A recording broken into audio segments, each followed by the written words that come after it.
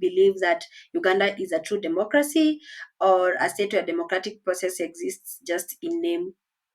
I think I would say, I mean, based on the kind of elections that we've seen happening in the country on a schedule and regularly, I think one would say Uganda is a democracy and has been for some time now. Maybe when it comes to, say, the playing field for different contenders that might be running for an office maybe within the country, that is something debatable, given that I think over the years we've seen cases of political opposition being repressed and maybe arrested and jailed and stuff like that. But I think, apart from that, I think Uganda is democratic because, again, things like, for example, democracy, I feel like is very contextual.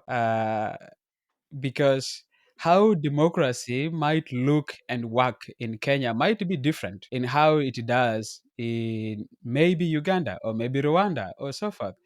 But I think the key point to note is that about democracy, we are talking about the people having the power to decide who governs them, people having power to decide how they are governed and stuff like that. And so if you look at it from that perspective, which is what democracy is primarily about, I think one would say that Uganda is democratic and has been for some time.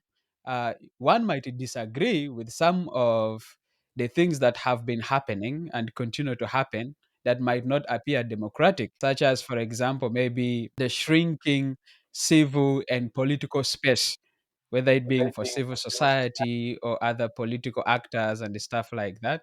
But I think generally we can all agree that Ugandans have been over the years had the power to be able to select who leads them as a country or to be a part of the process of deciding how they are governed as a country. Interesting. Yeah. And you, Emmanuel? Yeah, yeah.